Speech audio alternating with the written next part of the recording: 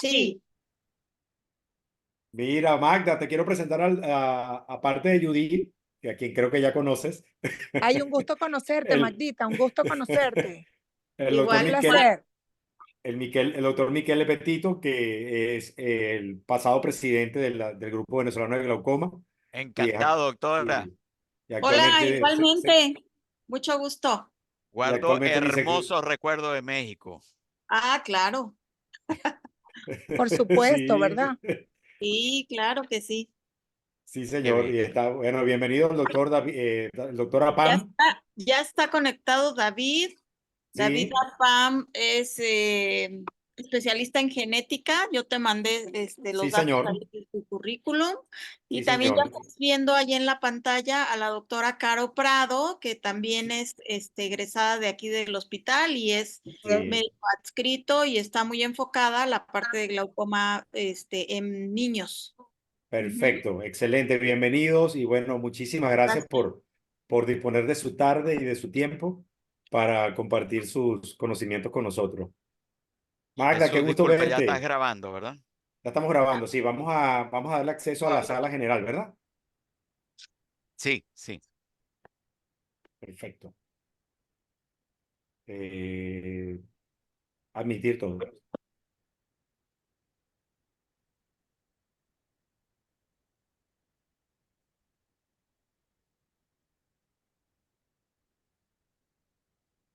¿Me escuchan? Perfectamente. Sí, perfecto, Eh, Islotel, perfecto. bueno, muy buenas tardes a todos. Bienvenidos a esta segunda oportunidad, a nuestro segundo webinar del año.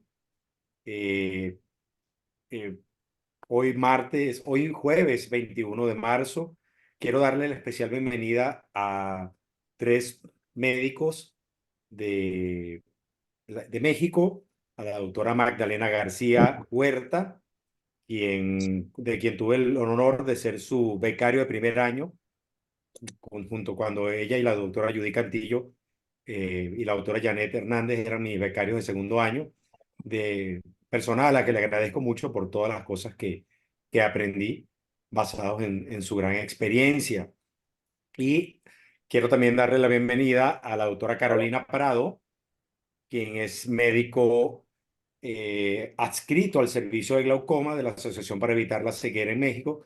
La doctora Magdalena García, perdón, es actualmente la directora del servicio de glaucoma de la Asociación para Evitar la Ceguera en México, el Hospital Luis Sánchez Bulnes. Eh, la doctora Carolina Prado Larrea es médico adscrito al servicio de glaucoma del mismo hospital, de la Asociación para Evitar la Ceguera. Y también tenemos aquí el honor también del doctor David Apam Garduño, quien es médico especialista en genética médica con alta especialidad en genética oftalmológica. Es adjunto al curso del servicio de alta especialidad genética oftalmológica en la AP, la Asociación para Evitar la Ceguera, profesor investigador de la Escuela Nacional de Ciencias Biológicas del INP y miembro del Sistema Nacional de Investigadores. Eh, Quiero darle la bienvenida a los tres al Grupo Venezolano de Glaucoma. Los doctores hoy van a hablarnos de un aspecto desde el punto de vista genético del glaucoma, que es el espectro clínico y molecular del gen CYP1B1. Eh, creo que inicia la doctora Magdalena García, ¿cierto, doctora? Hola, mucho gusto a los que no tengo el placer de conocerles y a mis amigos, pues muchísimas gracias por la invitación y también gracias al equipo de doctores con el que vamos a exponer el día de hoy, que son personas de primerísima calidad en todos los aspectos. Y para esta sesión nosotros no, elegimos o nos gustaría hablar acerca de las características clínicas y el espectro de heterogenicidad que nos da el gen CYP1B1. Entonces, voy a pedirle a la doctora Prado, o si nos dan permiso de compartir pantalla, que va a ser la doctora Prado, para que Claro que podamos sí. iniciar. Y no es, inicialmente yo voy a hablar acerca de la introducción. Posteriormente vamos a presentar 2 casos clínicos muy particulares en los cuales el doctor David Apam nos va a hablar de los aspectos moleculares genéticos y la doctora Prado acerca de los hallazgos clínicos y la forma en la que los tratamos. Entonces,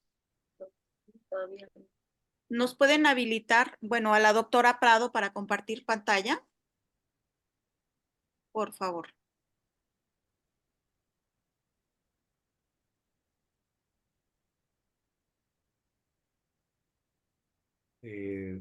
Doctor Michele, Ya, ya se dio la autorización, Jesús, sí, cómo no.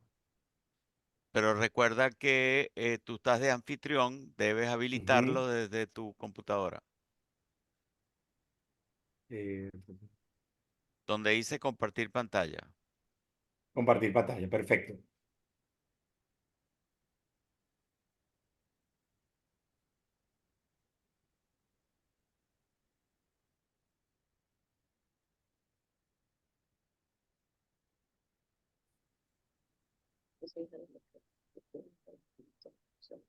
¿Listo, Jesús?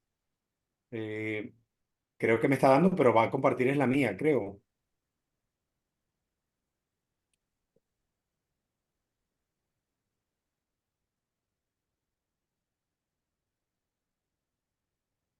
Mm, Sí, estoy dando compartir pantalla.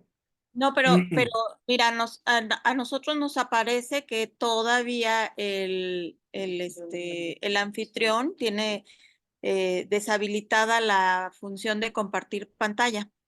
Ok. Michele, no sé si puedes hacerlo tú por allá desde tu sesión.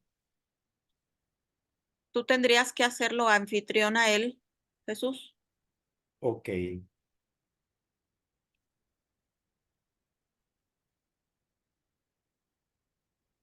Voy un momento.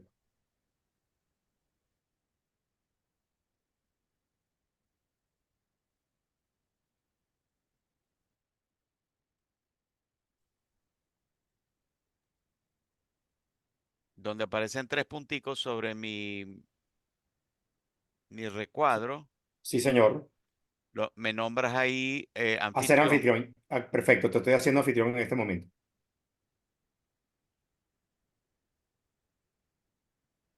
Listo, Perfecto, ya sales como anfitrión. listo, listo, ya están Gracias. habilitados.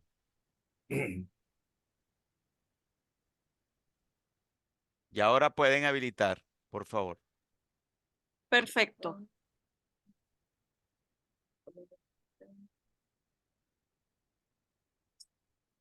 Muy bien, entonces este es el nombre de la sesión que queremos compartir con ustedes y los doctores que ya mencionamos.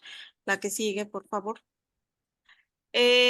Tradicionalmente clasificábamos de una manera generalmente ubicada en la edad el glaucoma congénito o los glaucomas infantiles, pero desde hace un poco más de 10 años se hizo un consenso esencialmente dirigido en Estados Unidos para formar una nueva clasificación que se basara no solamente en las edades, sino las manifestaciones o cómo ocurría el tipo de glaucoma generado en los niños. De esa manera quedó básicamente clasificado en primario y secundario, en la anterior, Caro, en donde podemos ver que sigue finalmente ubicado como un rubro importante el glaucoma congénito primario, con las edades de inicio, y el glaucoma juvenil de ángulo abierto, pues que clásicamente conocemos como un glaucoma de características similares a las del adulto, con presiones intraoculares más altas,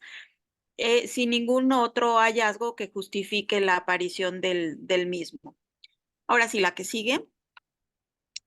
Y los secundarios, pues en relación a las alteraciones oculares adquiridas o no adquiridas que el paciente presenta y posteriores a cirugías también como una parte importante. Y entonces aquí en esta gráfica ustedes pueden ver cómo están englobados las variedades comunes que nosotros probablemente asociábamos como disgenesias que llamábamos en ese momento, o asociados a otros síndromes, no necesariamente solo de naturaleza oftalmológica, sino asociados a otros padecimientos, y ahora la forma en la que están clasificados. Siguiente, por favor. La realidad de nuestros países es que nos tenemos que basar en un porcentaje importante en la incidencia que se reportan en otro tipo de estudios y en otro tipo de poblaciones. Tradicionalmente conocíamos que el glaucoma congénito primario se presentaba en 1 a 10,000 o 1 a 20,000 nacidos vivos en países europeos y países como Estados Unidos, pero posteriormente los estudios ya realizados en otro tipo de grupos étnicos con endogamia importante empezaron a publicar que tenían una estadística muchísimo más frecuente, precisamente relacionada a la endogamia que existe como en Arabia Saudita, en los gitanos de Eslovaquia, en India, etcétera. En México, como les decía, igual que seguramente en muchos otros países de Latinoamérica, no tenemos datos confiables acerca de cuáles son nuestras estadísticas. En el censo del INEGI que involucra el censo de población de todo el país de 2017, se contabilizaron 2.2 millones de niños nacidos vivos. Y basándonos de alguna manera en los datos registrados o tomados de los países europeos y de Estados Unidos, calculamos que posiblemente haya 220 niños con glaucoma congénito por año y que de todas las variedades de glaucoma tengamos alrededor de 660 niños con glaucoma. Pero finalmente son estimaciones hechas a partir, como les digo, de otras estadísticas. Y es una necesidad para todos los países que podamos crear nuestra propia estadística en bien de nuestra población. Siguiente. Entonces, tradicionalmente es más frecuente en hombres, 70% puede ser bilateral y puede presentarse generalmente desde el nacimiento hasta en un porcentaje muy alto y va decreciendo conforme el niño va creciendo. Los casos unilaterales requieren, por supuesto, una detección temprana para evitar la ambliopía y en general en todos los pacientes. Dentro de los signos y síntomas comunes o que estamos acostumbrados a la triada característica de epífora, fotofobia, blefarospasmo y buftalmos adicional. En realidad ya hay muchos de estos síntomas que dependiendo de la variante genética que estemos hablando, no necesariamente se van a comportar igual. Pero, por ejemplo, en esta fotografía vemos a una niña con unos ojos buftálmicos, lo que habla de una enfermedad bilateral, con el ceño fruncido, la carita hacia abajo, que nos está hablando de que tiene mucha fotofobia, y sus pestañas están generalmente mojadas porque tiene bastante epífora. La que sigue, por favor. Pero también podemos encontrar casos como esta pequeña, en donde probablemente pensaríamos que no se trata necesariamente de esta variedad clasificada como congénito primario. Siguiente.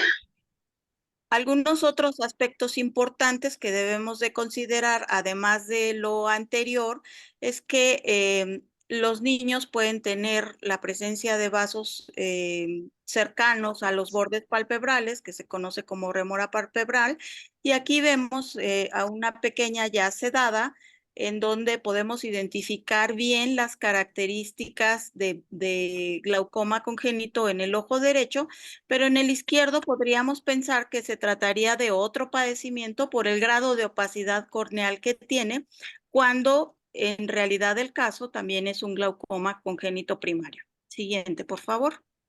Algunos pacientes pueden presentar diversos grados de endotropia, como vemos en esta pequeña, que está ocasionada finalmente por el buftalmos y el crecimiento y la el adelgazamiento y las alteraciones musculares que produce este crecimiento ocular al oprimir de alguna manera el músculo sobre las paredes orbitarias. Y entonces no es infrecuente encontrar este tipo de endotropias en los niños. Algunas otras características, ya propiamente examinándolo, vamos a ver diferentes tipos de inserción a nivel del ángulo cuando la córnea así nos lo permite. Siguiente, y por supuesto, podríamos identificar si el paciente ha estado sometido a suficiente hipertensión, estrías de HAP, que generalmente recordemos que son horizontales y que también van a ambliopizar al paciente y van a dificultar la cirugía angular de alguna manera. Siguiente. Si no podemos examinar directamente el nervio óptico, pues nos valemos evidentemente de estudios como la ecografía para poder calcular de alguna manera si el nervio óptico está excavado o no está excavado. Y como se ve en esta imagen, está ampliamente excavado, lo cual indica que ya estamos ante una enfermedad severa. Si podemos registrarlo, ahora hay cámaras de fondo para los pequeños, como la RedCam, que nos puede también favorecer la obtención de fotografías en una sedación, en una unidad de retina, por ejemplo, no necesariamente entrando a un quirófano, sino en una unidad de retina, perdón, en una unidad de pediatría, en donde podríamos hacer uso de estos instrumentos para poder registrar también, que es algo muy importante y que no siempre podemos hacer con los pequeños, de poder registrar de manera objetiva todos los hallazgos que estamos viendo. Ahora voy a pedirle por favor al doctor David Apam que nos ayude con la siguiente presentación acerca de los aspectos genéticos. Bueno, muchas gracias, agradezco la invitación a la doctora Magda. Y bueno, les voy a hablar un poquito sobre la introducción sobre la genética del glaucoma congénito primario. ¿Le puedes dar la que sigue, por favor? Bueno, vamos a tener que en general el glaucoma congénito primario, el primer gen que se describió fue el gen CYP1B1. Este originalmente fue un gen que se conoció desde los años 90, que bueno, se veía que se expresaba a nivel de tejido de epidermis de ratón, pero en su momento nunca se le dio una importancia o que fuera causal de glaucoma congénito. Fue hasta principios de los 2000 donde a través de estos estudios de familias donde se veía que había consanguinidad o había endogamia, o sea, personas que se emparentaban con cierto parentesco o familiaridad muy cercana, pues que tenían múltiples descendientes con el diagnóstico de glaucoma congénito primario. A partir de estudios genéticos, pues ya un poquito pues primitivos o antiguos o de antaño, que pues ya no se realizan actualmente, se encontraron locus de riesgo. Esto quiere decir que zonas en los cromosomas que eran consistentes y que heredaban a aquellos pacientes que presentaban esta patología. Entonces vieron que exactamente en el cromosoma 2, lo que es en el brazo largo, en una región que se llama P21, pues era como una zona de riesgo que presentaban pues, los pacientes con glaucoma congénito primario. Posteriormente, ya conforme la biología molecular y la genética fue avanzando, pues se encontró que pues aquí estaba este gen responsable y inicialmente identificado en ratones, que era CYP1B1, como el responsable de los primeros casos asociados a glaucoma congénito primario, como la causa primaria, la primera causa que se identificó genéticamente directamente desde el punto de vista molecular. ¿Le puedes dar la que sigue, por favor? Entonces, vamos a tener que, en general, el glaucoma congénito primario se ha estudiado ya desde hace tiempo, o sea, desde finales de los años 90 para descubrir las diferentes causas genéticas. A través del tiempo, bueno, se empezaron a ver que había familias con herencia autosómico recesiva. Esto quiere decir familiares, hermandades, donde varios pacientes presentaban la entidad y había el antecedente de consanguinidad. Casos autosómicos dominantes, es lo que significa AD, que eso significa que los padres transmitían la enfermedad directamente a los hijos, pero también había casos de no penetrancia, donde presentaban casos únicos, nuevos, y que no se encontraba otra más en la familia. Se empezaron a identificar estos locus de riesgo, o estos como dicen, locus de localización, donde eran diferentes cromosomas, pero como tal, sin una causa genética específica. Pero conforme fue avanzando la biología molecular, pues podemos ver ya en la columna del lado derecho de la tabla que se empezaron a identificar ya como tal genes específicos responsables de este glaucoma congénito primario. ¿Me puedes, por favor?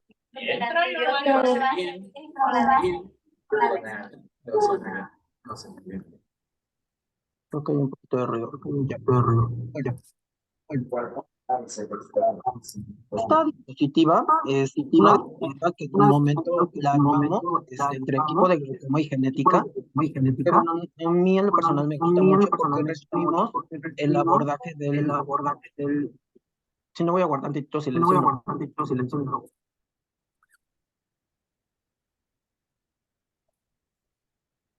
Creo que ya. Sí, ya. Bueno, como les mencionaba, esta diapositiva resume de una manera muy práctica cómo es el abordaje de un paciente pediátrico donde se sospecha un glaucoma congénito. Entonces, del lado izquierdo es un flujograma donde nos menciona que un paciente pediátrico con diagnóstico clínico de glaucoma siempre es importante 3 rubros. Lo que es la exploración bajo anestesia, ¿y esto por qué? Porque a partir de los hallazgos, si este glaucoma lo podemos clasificar como primario, es decir, que no es secundario a una anomalía o una malformación, un defecto estructural, que es lo que conocemos como disgenesia de segmento anterior, desde ahí es importante para el estudio genético. 2, la exploración sistémica. Siempre es importante en el paciente pediátrico descartar lo que nosotros conocemos como síndromes genéticos, en donde además otro órgano u otro aparato pudiera estar en riesgo y que requiera pues una atención inmediata. Y 3, el antecedente familiar. El antecedente familiar, esta enseñanza, incluso a mí me la dejó mucho la doctora Magdalena y la doctora Caro, donde decían finalmente nosotros como médicos, como especialistas, y más cuando hablamos de un paciente con glaucoma congénito, en esta situación a veces no somos solamente el médico del paciente, sino somos el médico de la familia, porque muchos de estos casos son familiares en donde los hermanos o los padres pueden también tener parte del cuadro clínico, una forma leve, y que es importante revisarlos pues para descartar estos cuadros familiares y empezarlos también a tratar y a poder manejar. Con base a estos 3 pilares, nosotros podemos ya establecer un diagnóstico clínico y dividirlo entre un glaucoma congénito primario y un glaucoma secundario. Y ya con base a esto, pues nosotros podemos decidir qué prueba molecular o qué estudio genético el paciente es candidato para poder determinar cuál es el gen causal y con esto pues poderle darle al paciente un diagnóstico molecular definitivo y pues todas las ventajas que esto conlleva. Del lado derecho es una imagen tomada de esta referencia de Lewis de 2017, pero es una imagen que representa cómo al paso del tiempo se han descrito cada vez más genes y que el cuadro clínico que nosotros conocemos como fenotipo se puede sobrelapar. Entonces vemos que sí, CYP1B1 es un gen muy importante para el desarrollo de glaucoma congénito primario, pero podemos ver cómo también existen otros genes como LTBP2 o genes como FOXC1, pero al mismo tiempo esta misma imagen nos está dando la enseñanza de que CYP1B1 no solamente se asocia a glaucoma congénito primario, sino que también es un espectro muy grande de malformaciones o alteraciones oculares que pueden estar asociadas, como alteraciones en el iris, disgenesias de segmento anterior, anomalía de Peters, y por eso es que, bueno, esto es principalmente para que nos quede el aprendizaje de que no tenemos que a veces casarnos de que, bueno, CYP1B1 solamente se asocia a glaucoma congénito primario, sino pues a un gran número de alteraciones. La que sigue, por favor. Este es un estudio que, bueno, se hizo en pacientes alemanes, en donde pacientes pediátricos con diagnóstico de glaucoma congénito primario y de glaucoma secundario, se buscaron los genes que pudieran estar asociados. Entonces, vemos como en la primera columna, donde el glaucoma congénito primario, pues CYP1B1 es descrito en literatura como el gen más frecuente o el principal responsable de los cuadros de glaucoma congénito primario. La que sigue, por favor. Muchas gracias, David.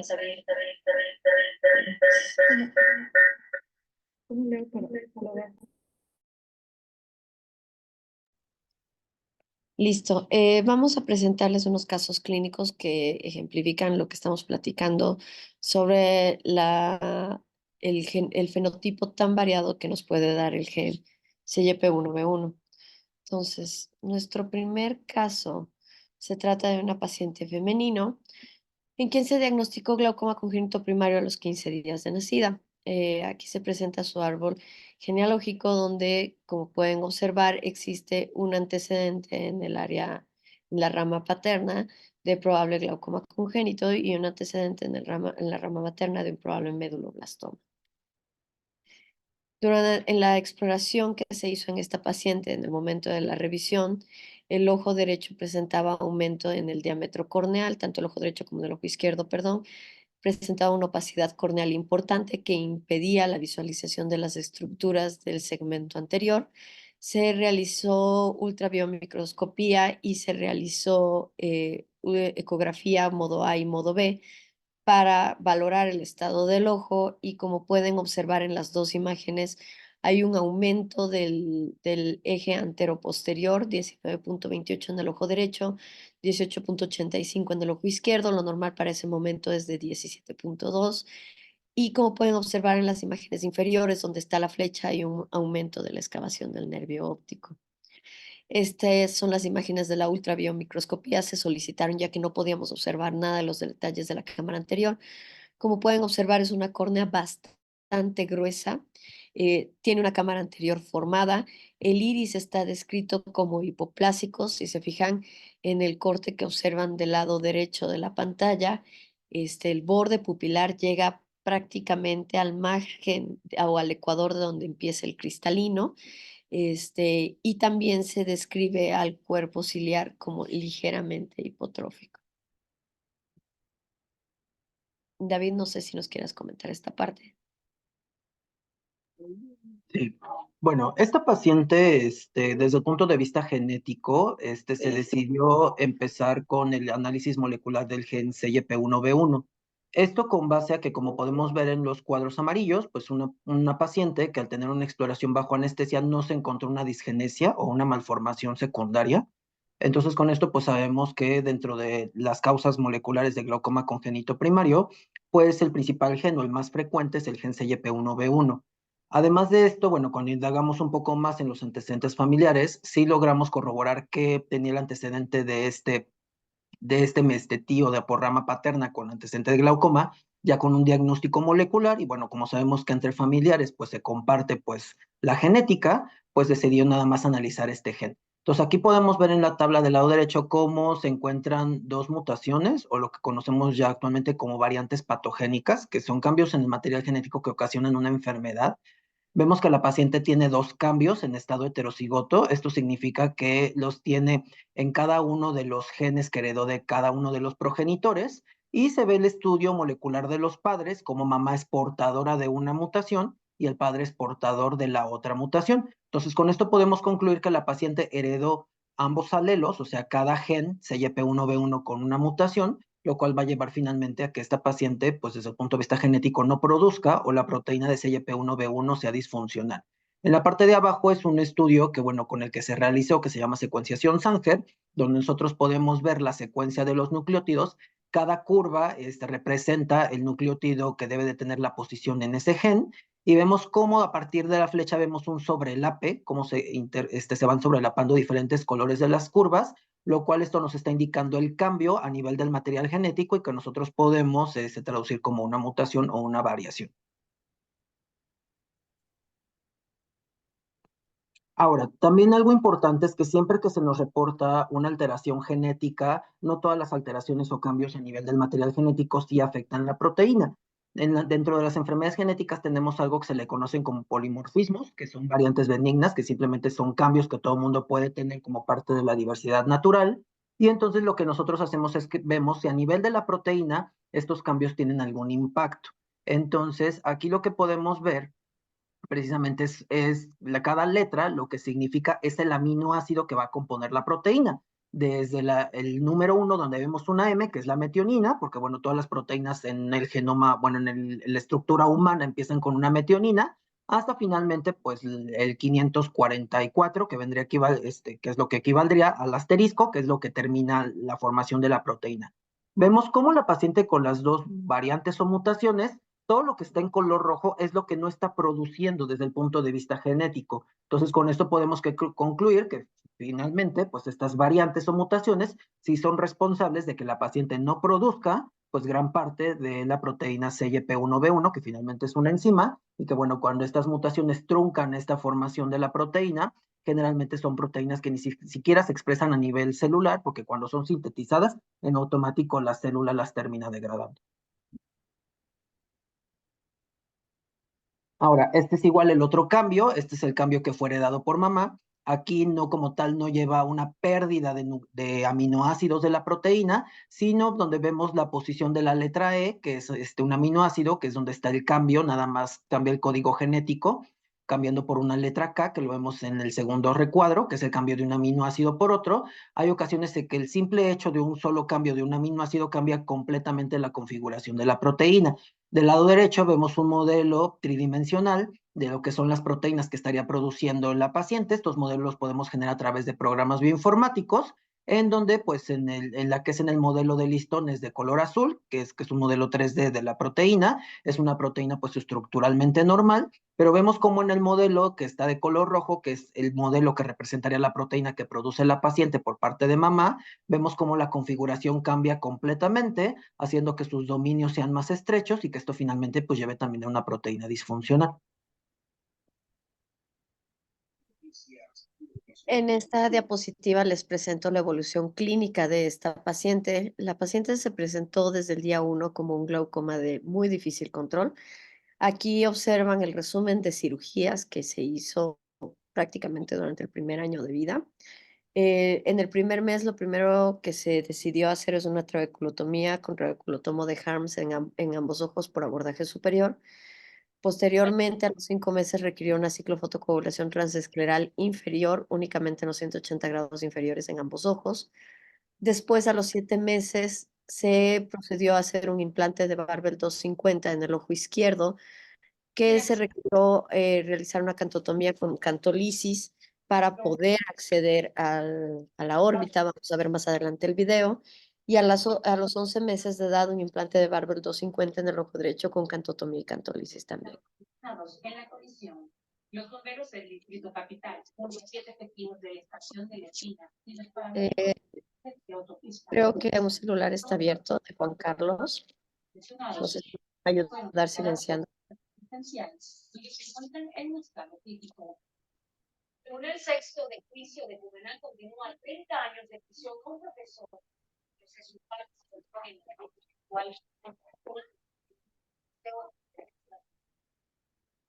la Fiscalía Quinto de la Policía.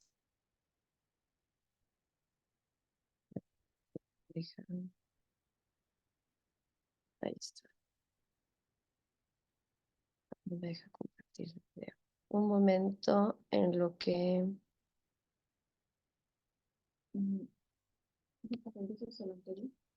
No me deja regresar. Pero a mí me dijo. Ahí va.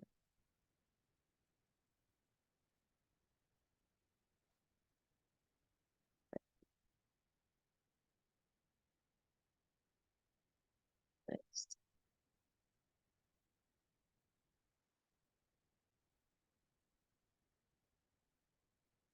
Listo, entonces aquí les vamos a presentar el video de la cirugía cuando se decidió hacer el implante del dispositivo Barbel 250. Entonces, como pueden observar, en la cirugía lo primero que se hizo fue la cantotomía con tolisis, después se hizo una peritomía base fornix en sector temporal superior, se refieren los músculos recto lateral y recto superior, se introduce el dispositivo no valvulado por abajo de los músculos rectos, se fijan con sutura de nylon 8 ceros, posteriormente se liga el tubo, y este fue el cambio en la técnica que tuvimos que hacer para poder visualizar la introducción del tubo en la cámara anterior. Entonces, al cambiar la luz del microscopio para obtener una retroiluminación, lo que fuimos haciendo es, a medida que se fue construyendo el túnel, fuimos visualizando la cámara anterior, donde si ustedes podían ver en la primera imagen, se alcanzaba a ver el borde del cristalino y donde terminaba el iris. Entonces, conforme va acercándose la aguja para hacer el túnel para el ingreso a cámara anterior, volvemos a enfocarnos para tratar de ver dónde va entrando la aguja en la cámara anterior y ahí pueden observar la sombra de la aguja en el momento del ingreso en la cámara anterior. ¿Todo para qué? Para cerciorarnos en que no se lesione la cápsula anterior del cristalino y que el tubo quede en cámara anterior, no en pars plana, no en surcos. Entonces, como pueden observar ahí en la imagen, pueden ver cómo la aguja va ingresando en la cámara anterior.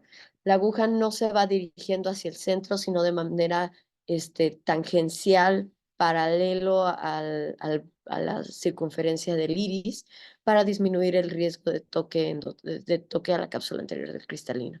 Una vez realizado el túnel, se recorta el tubo biselado hacia arriba y se cierra la conjuntiva con puntos de Vicryl 7 ceros.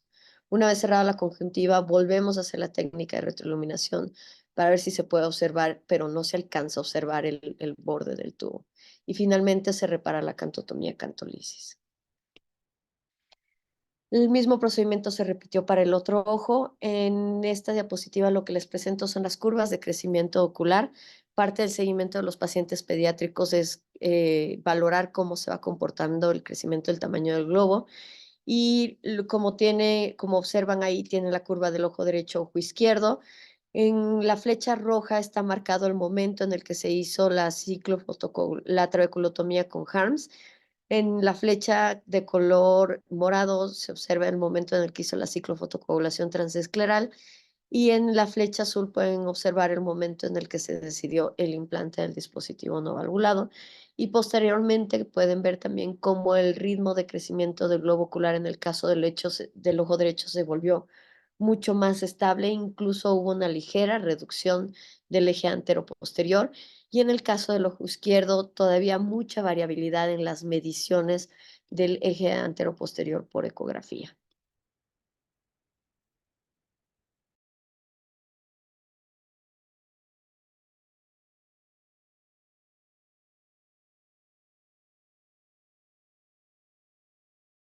Perdón.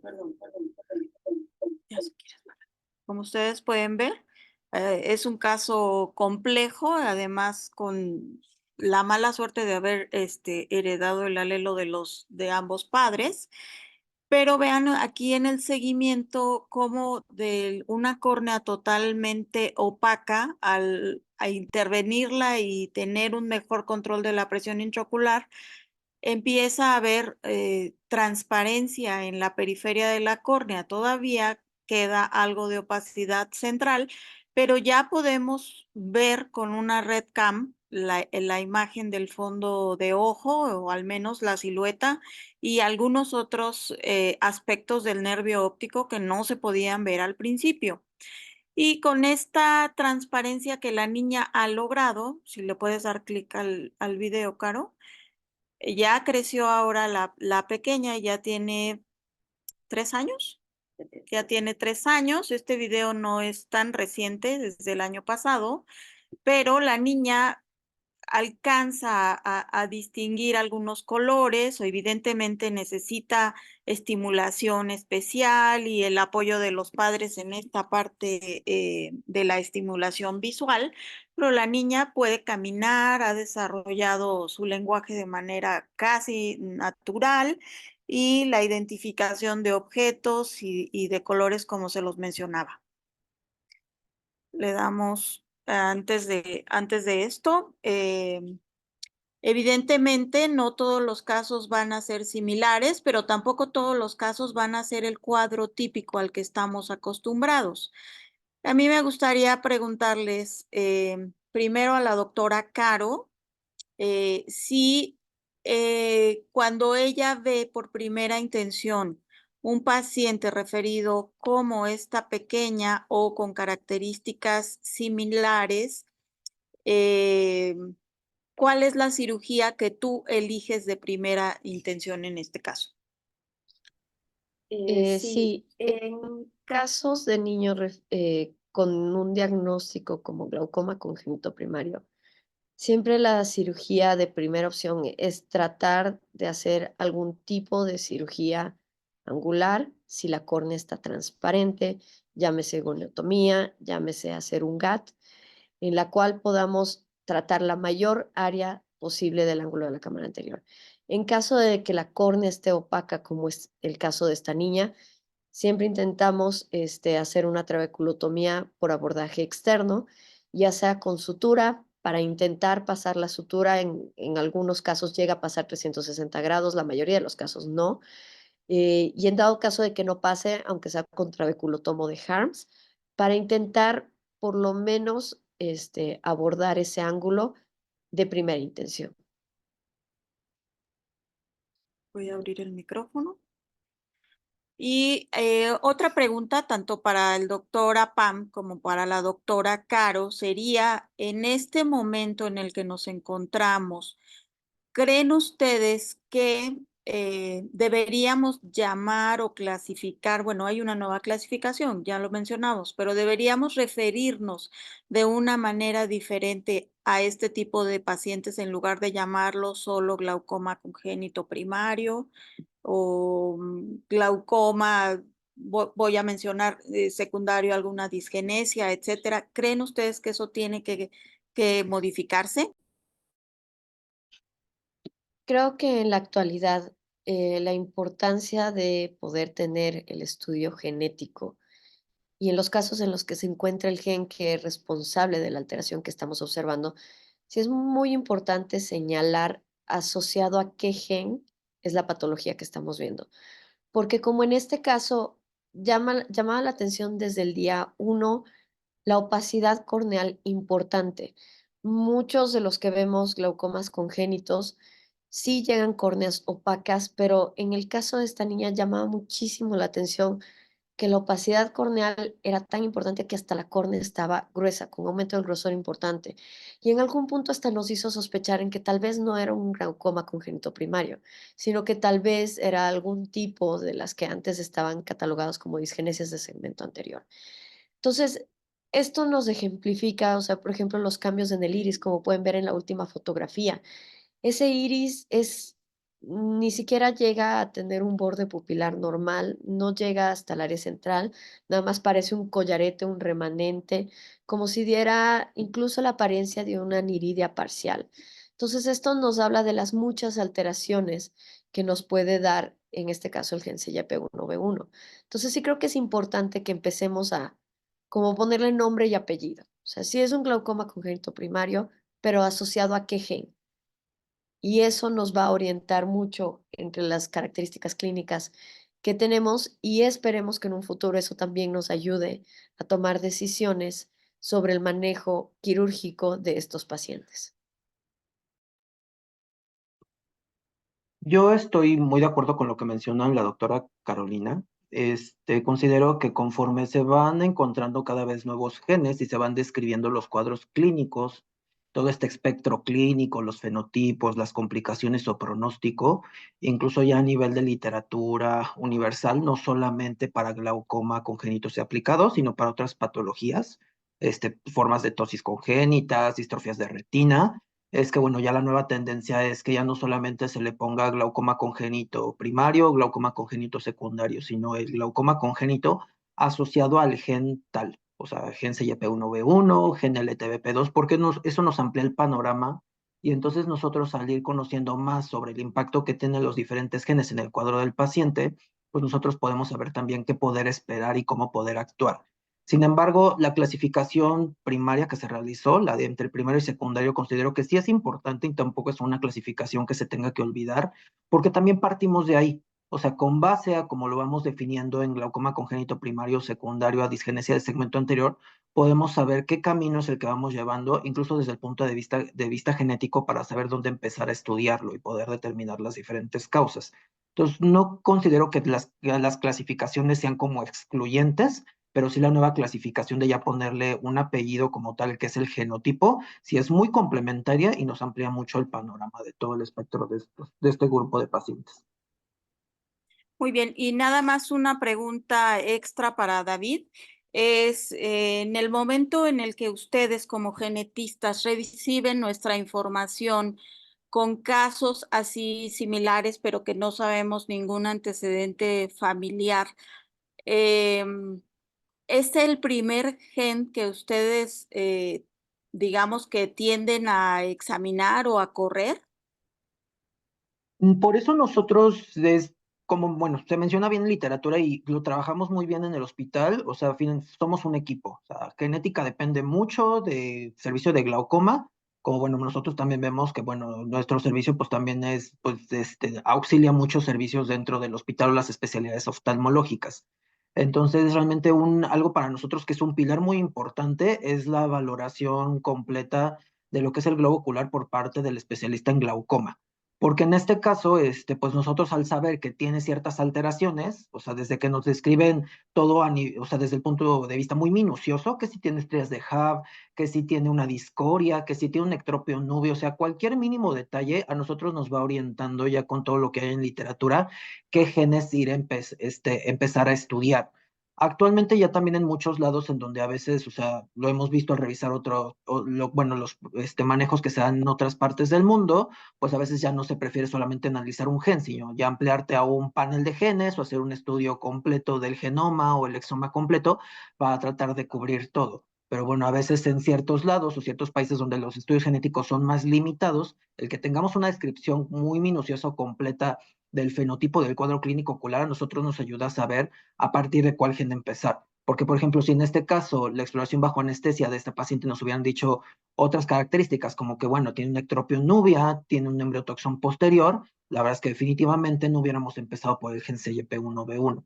Entonces, la verdad es que sí es un pilar muy importante para nosotros la exploración oftalmológica para empezar, para saber dónde partir. Algo que sí, pues sí es importante dentro de estos estudios es que el saber a dónde vamos también, dónde nos vamos dirigiendo también es importante, no solo por tiempo, sino también por costos para los pacientes. Sabemos que los estudios genéticos son estudios caros, o sea, al menos aquí en México los estudios pues más económicos, pues a veces equivale a veces hasta las quincenas básicas que pueden ganar los papás de sus trabajos. Entonces, muchas veces pues no podemos o no disponemos de pedirlos todos los estudios genéticos cuando no sabemos por dónde ir. Entonces, el que hagamos un estudio dirigido, la verdad es que ayuda mucho también a la economía y optimizar los tiempos del paciente. Y ahorita más adelante lo vamos a ver, pero bueno, el gen CYP1B1 también es un gen muy pequeño, que técnicas de biología molecular muy básicas lo pueden analizar de manera pues rápida, económica, y entonces pues cuando el cuadro clínico te orienta que va por CYP1B1, podemos ahorrar tiempo y dinero, pues estudiando primeramente ese gen y después expandiéndonos a otros. Muy bien, muchas gracias. Yo creo que eso contesta parte o bastante de la pregunta que está haciendo alguien en el chat, el doctor Gustavo, que dice qué solicita o cómo solicitaría cuando quiere realizar el estudio genético. Espero que nos diga si está contestada su pregunta. Vamos a continuar, por favor, con el siguiente caso.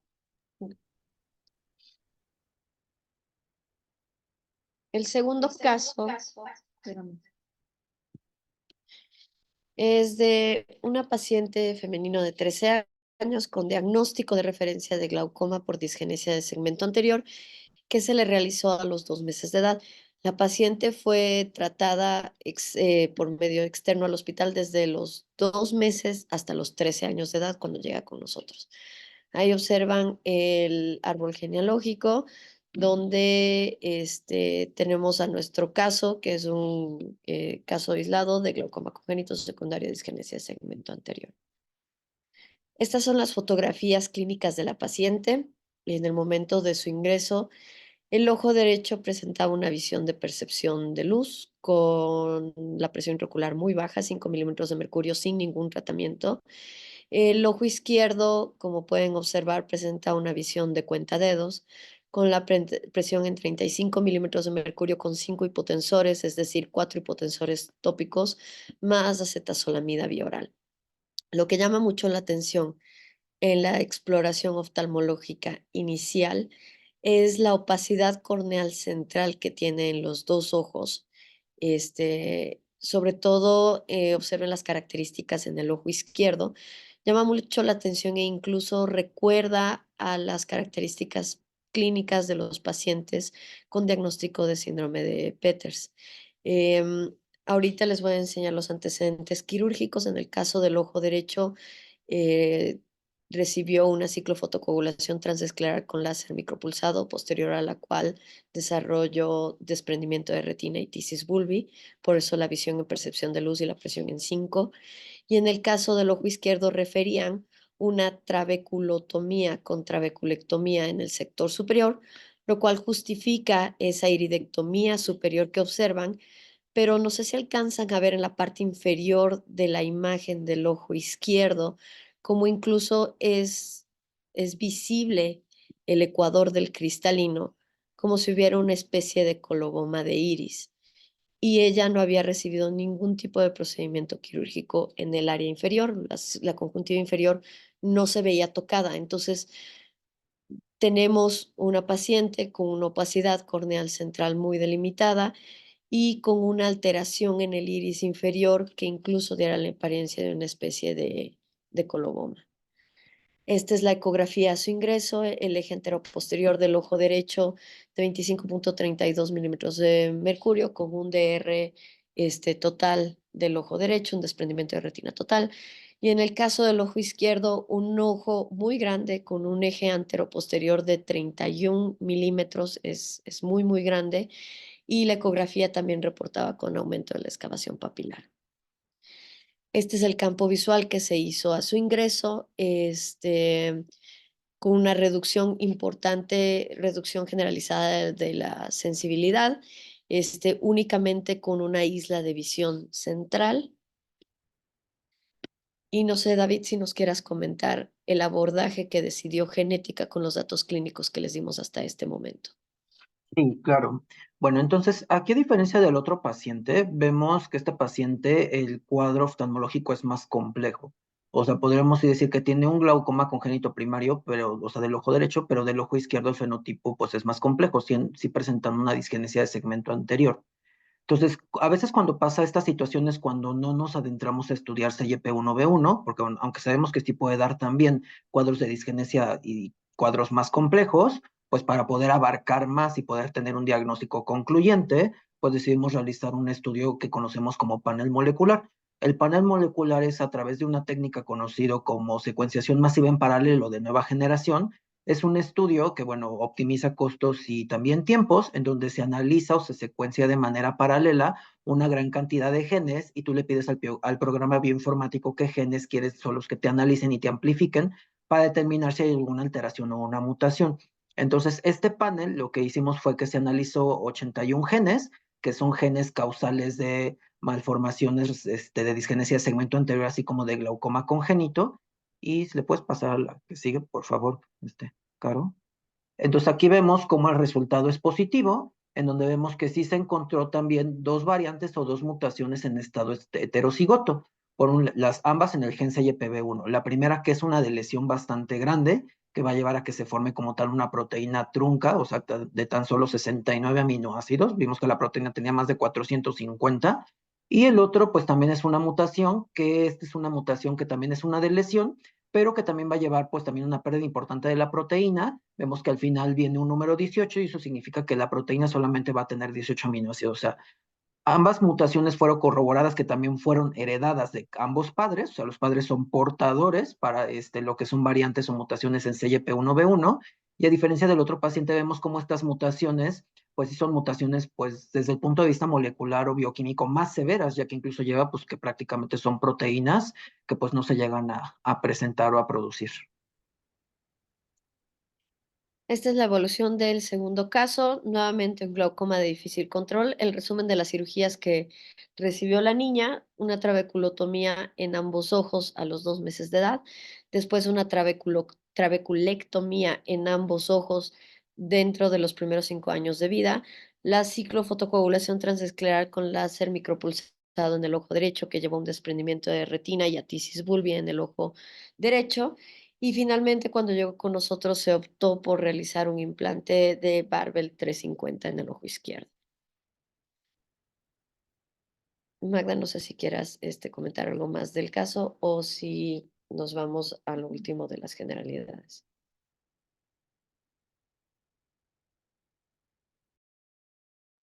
Ok, David, no sé si quieres retomar la parte de generalidades de CYP1B1. Sí, con gusto. Dame un Bueno, entonces segundo. vamos a hablar un poquito sobre las generalidades del gen y qué es lo que pues, se ha descrito hasta ahora. Entonces ya habíamos visto que este gen, bueno, fue descrito en los años 90, pero fue hasta principios de los años 2000. cuando se identificó que fue responsable o el primer gen causal de glaucoma congénito primario. Como les mencioné, es un gen bastante pequeño, solamente tiene 3 exones y de los 3 exones, que es las partes que van a formar la proteína, solo los últimos 2 exones son los que como tal van a formar parte de la proteína madura. Entonces, el conocerlo pues nos ayuda pues también para las técnicas genéticas que donde lo podemos analizar. Entonces, la secuenciación Sanger, que es una técnica pues muy específica para detectar alteraciones, sí es un poquito costosa ya que bueno, pues se tiene que analizar por fragmentos la información genética. Entonces tenemos que este gen es muy noble en cuestión al tamaño, como vemos es un gen pequeño, y por lo tanto pues técnicas pues más puntuales, más dirigidas, pues permiten el análisis de este gen. Y como bueno, ya habíamos mencionado, pues este gen se encuentra en el cromosoma 2 del genoma humano.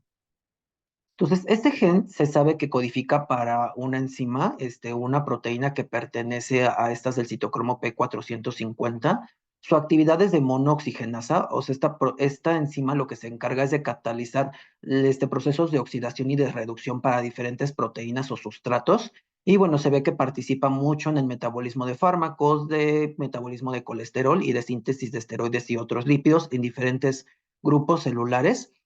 Hasta hace algunos años se desconocía completamente su función a nivel del tejido ocular. Realmente la correlación entre causal de glaucoma congénito primario fue por las expresiones clínicas, donde pacientes al tener mutaciones y la síntesis nula de estas proteínas, pues tienen el fenotipo de glaucomas congénitos primarios o malformaciones de disgenesia de segmento anterior. Se proponían ciertas teorías de que esta enzima, pues lo que iba a hacer, iba a metabolizar sustratos o proteínas que participaban en la señalización para el desarrollo ocular del ojo, que generalmente eran moléculas derivadas de esteroides o de anillos cíclicos, las cuales eran claves para lo que es principalmente el desarrollo del segmento anterior ocular. La que sigue, por favor. Entonces, se sabe que esta enzima, o sea, sí se expresa no solamente en tejido embrionario, sino también en tejido del adulto. Por ejemplo, se ha encontrado que se expresa en malla trabecular, en córnea, en cuerpo ciliar, en iris y retina, pero al mismo tiempo, como ya vimos que pues, es una enzima que forma parte de estas enzimas como las hepáticas de la familia de la citocromo P450, pues también se expresa en otros tejidos como riñón, pulmón, glándulas suprarrenales y sistema nervioso central. Entonces, este gen, sabemos que tiene penetrancia incompleta porque, bueno, necesitamos ambos alelos o ambos genes estar mutados, que no se exprese nada la proteína para que se dé la enfermedad. Por lo tanto, que aquellos padres o familiares que nada más tienen una mutación, una variante que afecte un solo gen de los par de alelos, pues van a ser portadores.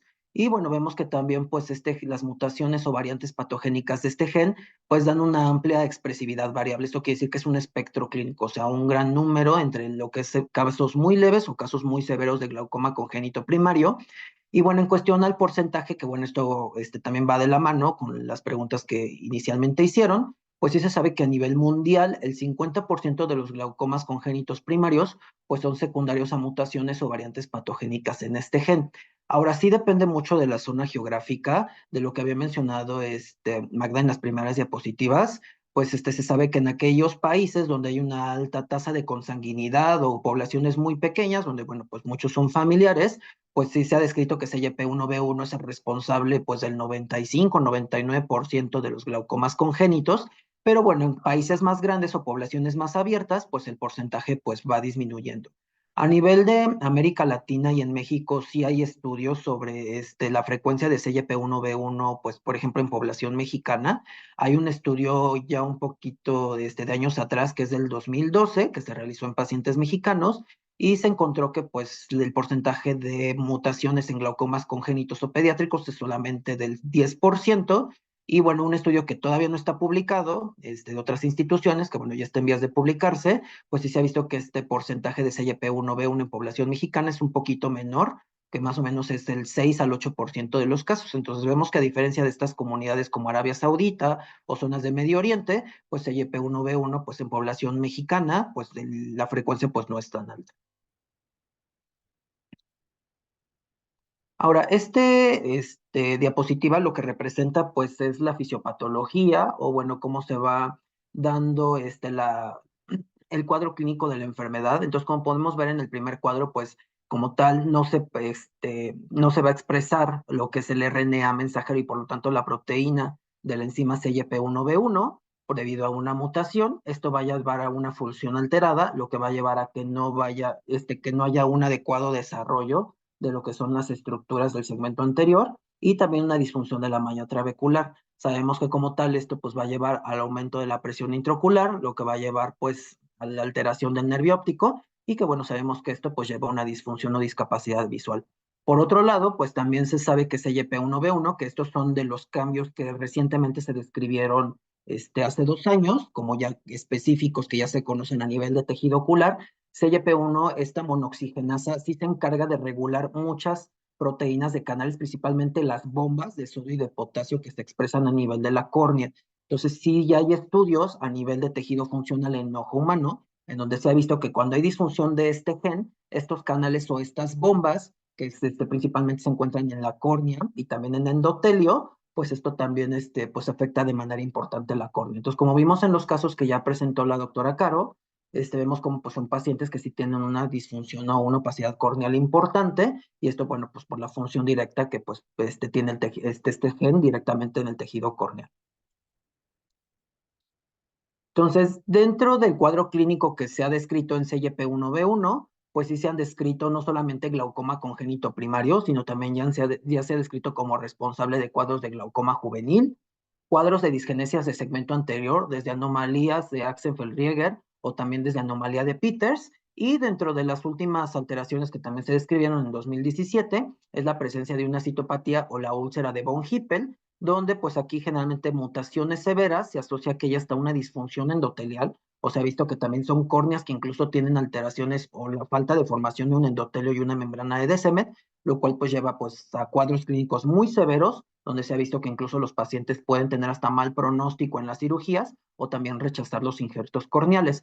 Si hay correlaciones en cuestión al tipo de mutación y al impacto dentro de la clínica o el fenotipo ocular.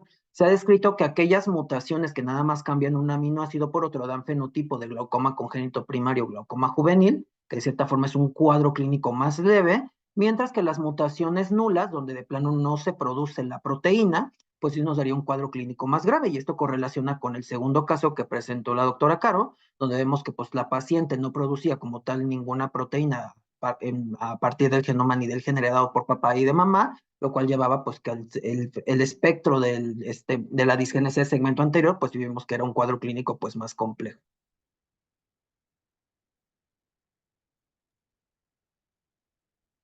Muchas gracias.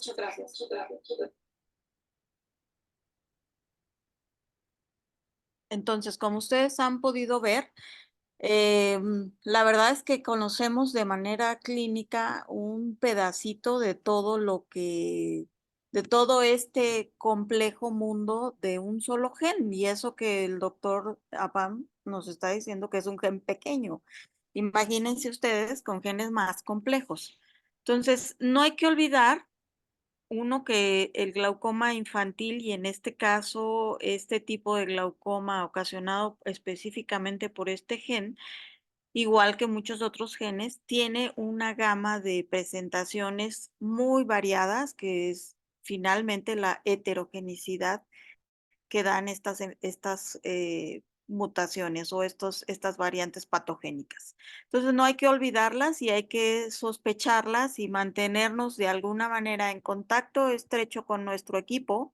Como bien lo mencionó David, es un equipo multidisciplinario que involucra al genetista, al especialista en glaucoma en este caso, muchas veces también al especialista en retina pediátrica, al estrabolo, etcétera, con la finalidad de tener un mejor diagnóstico y un abordaje multidisciplinario en bien del paciente.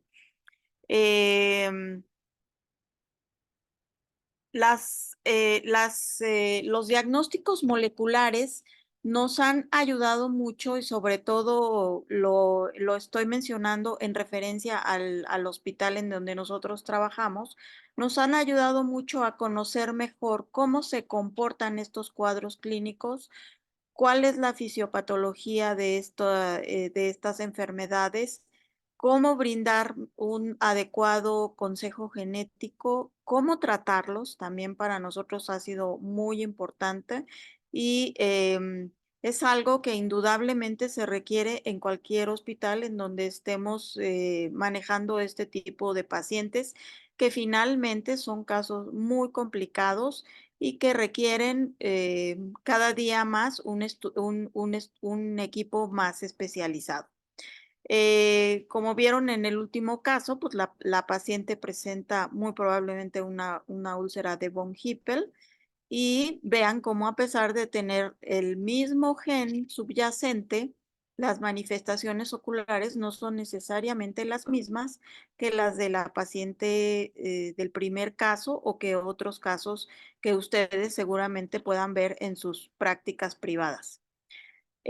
Finalmente, quiero darle las gracias al doctor Apam por la facilidad con la que nos explica cosas que son realmente complejas para nosotras, porque no estamos del todo embebidas en ese asunto. Y la doctora Caro Prado, pues por su tiempo también y su dedicación al estudio de estos casos complicados. Hay algunas preguntas en el chat. Las voy a leer y si quieren vamos contestándolas, si les parece. Entonces, la primera pregunta es del doctor Michel Petito. ¿Cuál sería el consejo genético que podría dar a los padres del niño del primer caso clínico? David. Bueno, en general, todos los glaucomas congénitos primarios que son por CYP1B1 son autosómicos recesivos. Esto quiere decir que los papás son portadores, o sea, tienen un gen que pues no les funciona y el otro gen que sí. El gen que sí funciona, pues eso les ayuda a que ellos no desarrollen la enfermedad, pero sí forman óvulos y espermatozoides. Así que cada uno está formando el 50% de sus óvulos y el 50% de sus espermatozoides con la alteración. La cosa es que los dos coincidan y que entonces pues eso lleve a que pues el bebé no tenga ninguno de los dos genes que funciona. Entonces, en las enfermedades recesivas, el riesgo, en este caso CYP1, siempre es del 25%. Entonces, algo que le hacemos mucho énfasis a los pacientes es que ese 25% es en cada embarazo. Así como decimos en México un dicho, o sea, cada embarazo es borrón y cuenta nueva. O sea, porque a veces los padres se pueden quedar con la idea de que, bueno, mi primer bebé tiene glaucoma congénito primario por CYP1B1, pues ya me tocó ese 25, pues entonces los siguientes 3 bebés que voy a tener, pues es el 75 no van a tener. Entonces, no, o sea, cada embarazo es, bueno, así que es un nuevo juego al azar, aunque bueno, es un poco cruel la expresión, pero pues es siempre les ponemos el ejemplo a los pacientes o a los padres para que les quede claro, es como si cada embarazo, cada vez que ellos quieren tener un bebé, pusiéramos en una rifa o en una tómbola, 4 pelotas, 3 pelotas son blancas y una azul. Entonces es más probable que pues en un siguiente embarazo saquen una pelota blanca, pero pueden embarazarse 3 veces y las 3 veces sacar una pelota azul.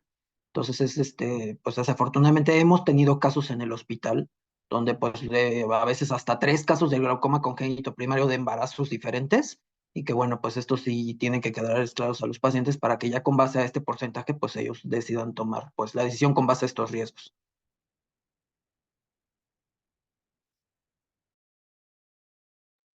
Ok, muchísimas gracias. Creo que está bastante claro. Pregunta Judith, en estos casos la cirugía como la trabeculotomía no les va tan bien como puede ir en otros casos que no tengan esta variación. ¿Sería mejor colocar implantes no valvulados como primera opción o insistir en la trabeculotomía? ¿Quieres contestar, Caro? Esta pregunta es algo que hemos discutido mucho, cada que abordamos uno de estos pacientes. Lo ideal sería que tuviéramos el resultado del estudio genético previo a tener que tratar el paciente. Pero la realidad es que en el mundo real no sucede eso. Muchas veces el paciente no llega con las presiones intraoculares elevadas y tenemos que tratarlos de manera inmediata y no podemos esperarnos las semanas o meses que tomaría tener el resultado de un estudio genético. Sin embargo, aún así es tan variable el fenotipo de CYP1B1 que yo en este momento no me atrevería a decir que cualquier paciente con esta mutación se debería poner de entrada un dispositivo no valvulado. Creo que cada caso va a depender, porque pueden haber casos de muy difícil control como los casos que les hemos presentado. y pueden haber casos que haya una respuesta tal vez parcial. Lo otro que no hay que olvidar es que en el abordaje de niños con glaucoma, lastimosamente, ninguna cirugía va a ser va a darnos un control de la presión intraocular de por vida. Muchas veces lo que hacemos con los procedimientos quirúrgicos que vamos decidiendo y eligiendo es comprar tiempo, porque la expectativa de vida del paciente es muy alta y hasta los dispositivos van a terminar fallando con esa expectativa de vida. Y dos, con todos los riesgos que conlleva el implantar un dispositivo de drenaje valvulado o no valvulado en un paciente menor de 1 año en quien el ojo va a crecer muchísimo simplemente por el ritmo de crecimiento normal. Entonces, ¿cuál sería mi abordaje como para responder esta pregunta? Sabiendo que es una mutación en este gen, intentaría hacer una cirugía angular, una trabeculotomía. Si con la trabeculotomía solo trato con trabeculotomo de Harms, que solo alcanzo a tratar 120 grados y la cirugía falla, creo que no regresaría al quirófano a tratar los grados restantes del ángulo que me faltan y entonces sí justificaría el entrar a poner el dispositivo valvulado o no valvulado dependiendo lo que cada uno tenga al alcance. Este, ese sería como mi cambio en relación a otros pacientes que no tienen una mutación de CYP1B1, en quienes sí trato de abordar la mayor parte del ángulo posible. Si solo hice una trabeculotomía temporal, intentaría después tratar el ángulo nasal y el ángulo inferior antes de decidir migrar a implantar un dispositivo de drenaje. A mí me gustaría agregar algo a lo que está mencionando Caro, y la verdad es que son casos muy, muy complejos. Si no mal recuerdo, la niña, una de las razones por las cuales también se optó por ponerle láser, porque yo debo decir que no es nuestra primera elección en glaucomas pediátricos de este tipo, fue porque se atravesó la pandemia.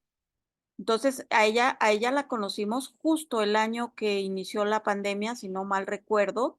Ya había sido operada por fuera y el hecho de aplicar láser micropulsado fue precisamente pues, porque la pandemia nos hizo enfrentarnos a buscar nuevas formas de tratamiento y esa fue la razón esencial por la cual nosotros le pusimos el micropulsado. Pero no es nuestra primera elección. Creemos que los láseres en los pacientes de este tipo deben reservarse para otras circunstancias. Entonces, yo concuerdo con Caro en intentar primero la cirugía angular. En este caso, obviamente, tiene que ser un abordaje AVE externo, lo que implica los trabeculotomos. Y yo creo que yo me hubiera ido ya en segunda opción, sí, a poner un implante de drenaje.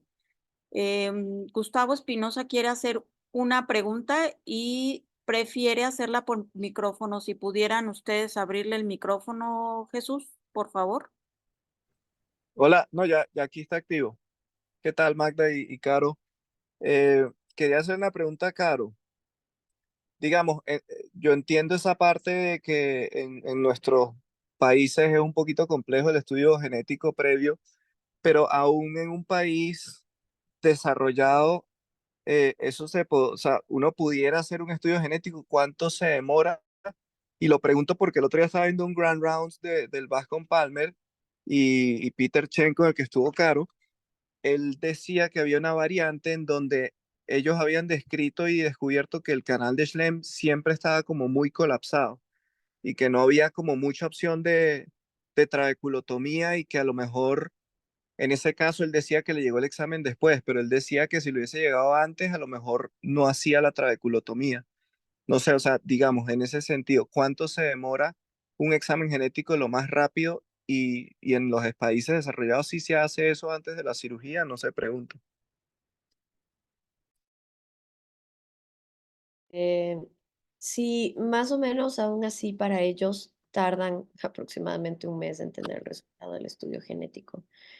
Entonces es parte de lo que te hace preguntarte si hubieras cambiado tu abordaje de manera inicial. Y justamente el caso que presentó el doctor Chang era una mutación en el gen TEC. El gen TEC está relacionado a la formación del canal de Schlemm. El canal de Schlemm viene a partir de un vaso sanguíneo. Entonces, TEC altera la formación de toda la red, tanto del canal como de los colectores. Y prácticamente lo que se ha ido viendo con los pacientes de TEC es que muchos no tienen canal de Schlemm, otros tienen canal de Schlemm, pero no está formado, y otros, aunque tienen canal de Schlemm, no hay sistema colector. Entonces ahí es donde entra la duda de si esos pacientes hubieras puesto primero un dispositivo valvulado antes de hacer una cirugía angular, si tienes ese diagnóstico. Pero te puedo decir de la experiencia de nosotros, parte del estudio genético que mencionaba David, que apenas va a salir a publicación, tenemos 6 pacientes con glaucoma congénito primario en quienes la mutación resultó ser TEC. Glaucomas de muy difícil de control. De los 6 pacientes, en 5 falló todas las cirugías angulares. Fallaron las goniotomías, fallaron las trabeculotomías, etcétera. Pero hubo un paciente que la cirugía angular le funcionó, y le funcionó también que hasta ahorita sigue sin medicamentos y la presión intraocular está conservada. Entonces volvemos al fenotipo tan variable que presenta cada uno de estos genes. Entonces, todavía no sé si con la información que tenemos en este momento estamos en un punto en el que podamos normar nuestra terapéutica quirúrgica en función al resultado genético. Creo que es ahí a donde queremos llegar, pero creo que ahorita todavía no estamos en eso. A mí me gustaría, perdón, ¿ya?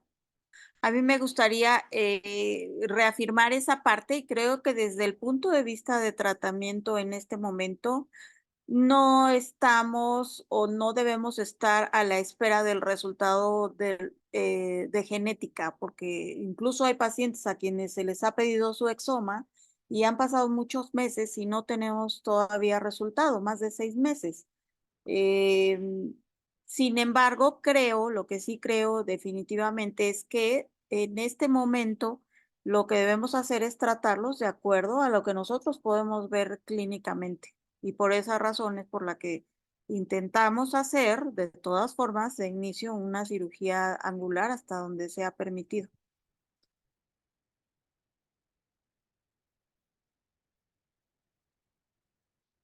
No hay más preguntas, pero hay un comentario. Dice, en los congénitos primarios, la prioridad sigue siendo como procedimiento primario la cirugía angular, intentando la mayor extensión posible. Si la córnea es clara, GAT. Si la córnea es opaca, trabeculotomía AVE externo, utilizando sonda endoiluminada. Sí, el problema es que no hay sondas endoiluminadas en México. Probablemente en algunos otros lugares, a veces veo en los comentarios en los chats que sí lo tienen, pero no en todos lugares tenemos ondas endoiluminadas. Le voy a dar la Excelente. palabra a Jesús.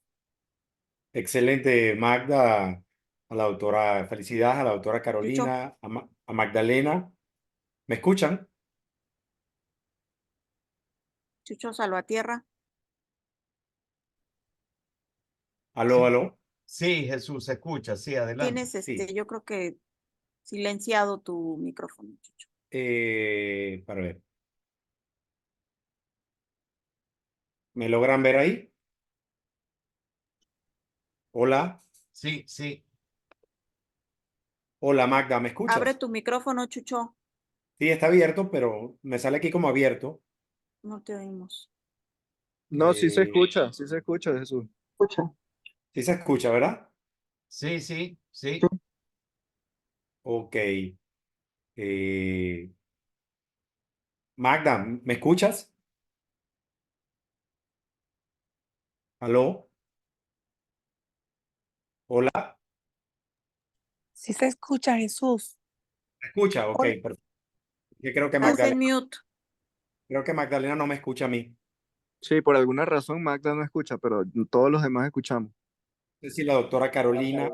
Ya. Magda, hola. Hola, Carolina. Excelente tu exposición. y el doctor David, Apam. Apam.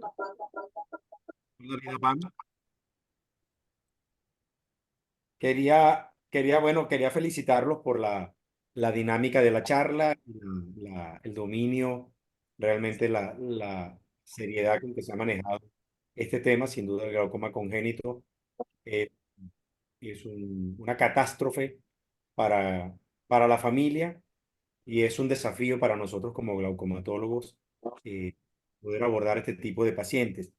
Yo tenía dos preguntas que quería hacerle, pero una ya por hacerle una pregunta al doctor Apam.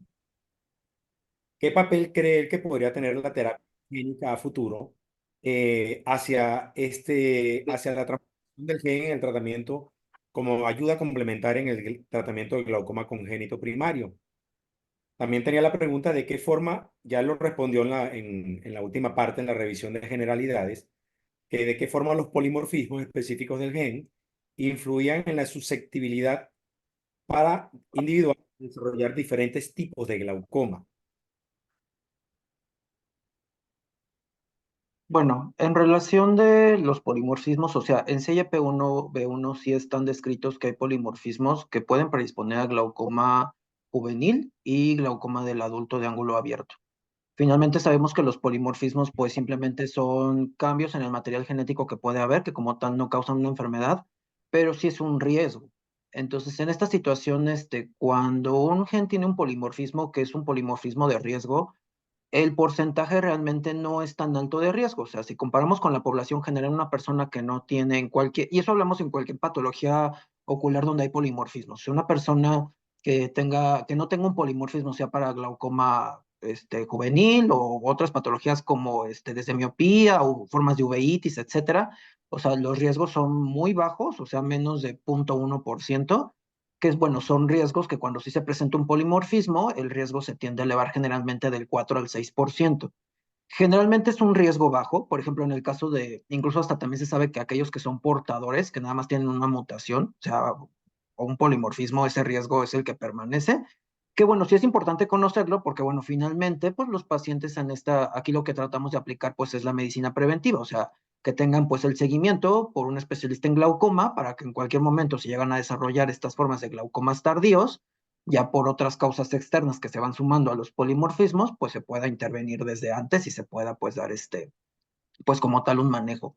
Ahora, en relación a la primera parte de la pregunta, que son como terapias dirigidas, como ya digamos terapias génicas, edición genética, relacionadas al glaucoma, a diferencia de las distrofias de retina, la verdad es que la parte de la terapia génica en glaucoma todavía está, digamos, como muy básica, porque bueno, también son genes que hasta la fecha no se ha descrito perfectamente, pues cuál es la función específica o sobre qué sustratos son los que se pueden aplicar. Sabemos que en general la terapia génica en ojo, pues es muy buena y muy prometedora. O sea, ojo fue el pionero de donde empezó a salir las primeras terapias génicas como amaurosis congénita de Leber. Ahorita ya vienen otras 5 en camino para distrofias de retina, cromatopsia, usherina. También ya ahorita hay otra que está en investigación ya en fase 3 que es para atrofia de nervio óptico. Pero bueno, finalmente, bueno, son como genes en donde ya se ha hecho pues estudios más a profundidad y que pues en este aspecto lleva al conocer ya exactamente la fisiopatología molecular del gen, pues sí permite pues establecer como terapias nuevas. En glaucoma, pues ahorita lo que veíamos, o sea, vamos viendo, o sea, CYP1B1 hasta apenas son los artículos del año pasado donde se sabe cuáles son los sustratos en los cuales va a actuar a nivel de la córnea. Entonces esperemos que, bueno, esto vaya dando las bases pues para que en un futuro pues sí se puedan emplear, pero bueno, sí ahorita como estudios ya avanzados en relación a CYP1B1 de terapia génica, no hay. Que sí es un buen candidato, sí podría ser un buen candidato, porque también algo que se utiliza mucho en la terapia génica es la complejidad del gen. Entonces, al ser un gen pequeño y que no es un gen complejo, es un gen que perfectamente podría transportar un vector viral, un virus, y que se pudiera aplicar. Ahora, también en esta situación, pues vemos que, pues el glaucoma congénito, pues desafortunadamente, pues las alteraciones pues vienen desde el inicio, o sea, vienen desde útero, o sea, ya a veces los pacientes ya pueden traer pues estas alteraciones que vemos que las estrellas de Java desde recién nacidos las pueden tener. Entonces, realmente, pues para que también una terapia génica pudiera ser prometedora, pues tendría que darse pues intraútero, lo cual, pues, desde el punto de vista bioético, en el mundo está prohibidísimo, no sé, yo creo que por cuestiones de bioética y seguridad del embrión o del feto jamás se va a probar una terapia génica intrautero. No sabemos en cuántos años se pueda probar, pero bueno, que sí pueden ser candidatos, sí, porque si se pueden dar los primeros meses de vida, pues el pronóstico se podría mejorar de manera muy importante en estos pacientes. Sí, perfecto. Coincido totalmente con el problema es que la terapia sería a nivel intrauterino. Sí, muchísimas gracias, doctora Pan, por esta aclaración. También tenía la pregunta que fue surgiendo en el camino, pero la doctora Magdalena la contestó porque es muy controversial el uso del láser transescleral en estos pacientes y hay gente que aboga por su uso quizás de una manera más precoz y hay escuelas también más conservadoras porque, bueno, como todo procedimiento, ninguno como tal está libre ni tiene el éxito total ninguno garantizado y tampoco ninguno está libre de complicaciones. Entonces, más o menos, soy Chicho, en el uso del láser, ¿no? Dejarlo como... perdóname que te interrumpa. ¿Puedo decir cuáles son las razones por las cuales nosotros no aplicamos ese tipo de terapia en este momento? Porque, bueno, primero hay que, igual que cualquier tratamiento, intentar razonar de manera lógica qué es lo que está provocando, cuál es la fisiopatología y pues evidentemente la cirugía angular se lleva por mucho los resultados y aborda de alguna manera ese asunto fisiopatológico que ocurre en muchos de nuestros pacientes. Entonces, esa es la primera razón. Segundo, hay tanta variabilidad en la respuesta al láser y te estoy hablando de adultos, que es en lo que más tenemos experiencia, hay tanta variabilidad que no creo que sea algo que podamos ofrecer de una manera más segura para este tipo de pacientes. Y finalmente, hasta ahorita, por lo menos en nuestra experiencia clínica, no hemos tenido a largo plazo un resultado tan bueno como para estarlo ofreciendo como una opción primaria o como una segunda opción en este tipo de pacientes. Esas son las razones. Sí, coincido contigo plenamente. La base reside en la fisiopatología del problema, que es lo que está pasando a nivel anatómico. Es de donde parte todo el manejo de estos glaucomas. Gracias, Magda. Muchísimas gracias por esa aclaratoria. Quería preguntarle a la doctora Carolina Prada, donde cuando habló del manejo quirúrgico del paciente, por cierto, excelente, si pudiera explicar para el fórum, para cómo logra la maniobra de retroiluminación en el microscopio, explicarle en palabras sencillas para el público asistente, cómo logra la maniobra de retroiluminación para saber dónde está ubicado el tubo en estos casos de estas córneas veladas por el edema, ¿no? Sí, tenemos dos opciones. En caso de que el microscopio quirúrgico con el que estamos trabajando tiene diferentes cambios en la luz, hay uno que tapa la pupila y la luz solo queda por fuera, y hay uno que tiene una hendidura, como si fuera una especie de lámpara de hendidura que usamos abajo.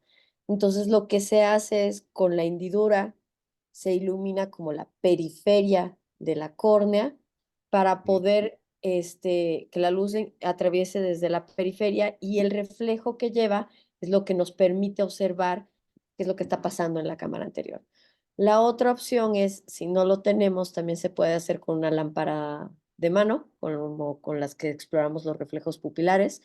Lo único es que tiene que introducirse en algo para que esté estéril, porque finalmente estamos en un campo quirúrgico y con eso también lo que se puede hacer es iluminar de manera tangencial en el limbo corneal, apoyando nuestra lámpara, tocar la córnea, iluminar de manera tangencial, y eso nos permite observar las estructuras de la cámara anterior. Obviamente no las vemos a detalle, vemos las sombras, pero muchas veces lo que necesitas al ver la sombra es saber dónde está el iris y saber que estás entrando en un plano anterior al iris, no posterior al iris, y que tu punta no está llegando a tocar con el ecuador del cristalino. Excelente. Buenísimo, Carolina. Excelente. Sí, te iba a mencionar porque no todos los microscopios tienen la posibilidad de manipular y de llevar a un nivel de hendidura. Bueno, uno sabe algunos truquitos que puede hacerlo, pero la linterna envuelta en un medio estéril, una maniobra de Minsky como tal, podría ser una alternativa muy accesible en cualquier quirófano. Gracias por esa aclaración. Y muy bueno el aspecto que hablas del tubo tangencial, que te está dejando un lecho de iris protegiendo el cristalino para que a futuro ese paciente, la posibilidad de contacto del tubo de la punta con ese cristalino, minimizar ese riesgo. Sabemos que son niños y van a estar tocándose y manipulándose ese ojo, y esa maniobra, ese constante tocar va a hacer que de alguna manera el tubo sea muy propenso a, a rozar esa cápsula anterior del cristalino y complicarnos con una catarata más precoz. ¿Sí? Muchísimas gracias, Carolina. Bueno, Incluso en pacientes adultos también tendemos a poner el tubo en el momento que lo ponemos en la cámara anterior, no hacerlo de manera radial hacia el centro de tu pupila, sino también hacerlo tangencial, porque efectivamente el riesgo de contacto del tubo contra el endotelio corneal y cuando las estructuras de la cámara anterior son menores. Entonces, creo que el pensar a poner los tubos ligeramente tangenciales y no apuntando hacia el centro de la pupila es útil no solo en niños, sino también en adultos. esa ha sido la evolución de la técnica quirúrgica. Cuando en un principio se inició, iniciábamos radial, de manera radial, y poco a poco se fue viendo la posibilidad de mejorar resultados haciéndolo de esa manera tangencial, ¿no? Que no quedara el tubo tan enfrente del eje visual como tal. Bueno, creo que no hay más preguntas de parte del público asistente, el foro. Quería darle las gracias nuevamente bueno, a la doctora Magdalena García, a la doctora Carolina Prado y al doctor David Apam por tan magistrales presentaciones sobre este problema del glaucoma congénito, charlas de altísimo nivel. Me gustó mucho la dinámica en la cual fueron alternando, presentando entre ustedes mismos, discutiendo las cosas. Y bueno, muchísimas gracias a ustedes por haber tomado su tiempo en preparar esta jornada y el tiempo de hoy, jueves, para estar aquí compartiéndolo con nosotros.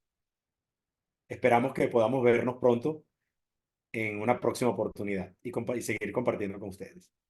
Al contrario, gracias a ti y gracias a todo el grupo venezolano por habernos invitado, gracias a David y a Caro por haber accedido a hacer esta presentación con este formato.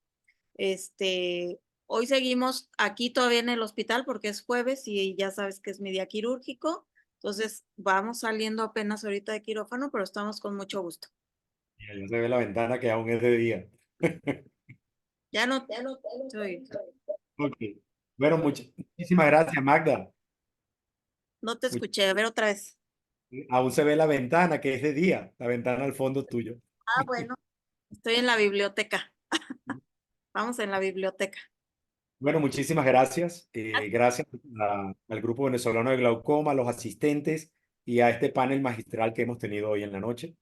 Espero que nos podamos ver pronto en una próxima oportunidad Seguro y que bueno, seguir compartiendo por acá. Gracias, muchas Magda. Gracias, doctor David Apam. Y gracias. gracias, doctora Carolina Prado. Gracias. Buenas noches.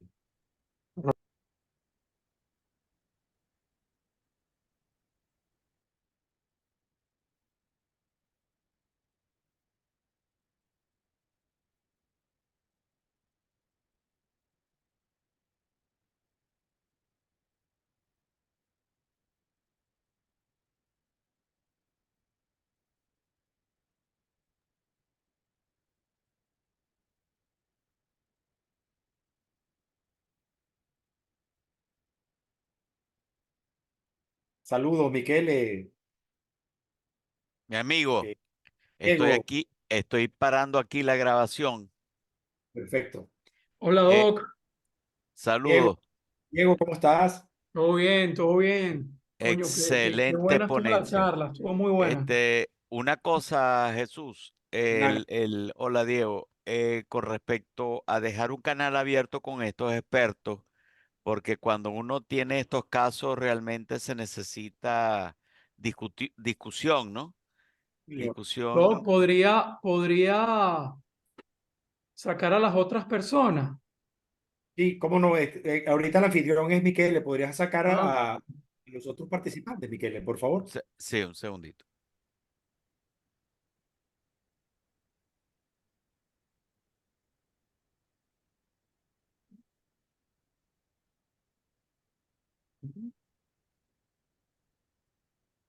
¿Cómo te fue hoy?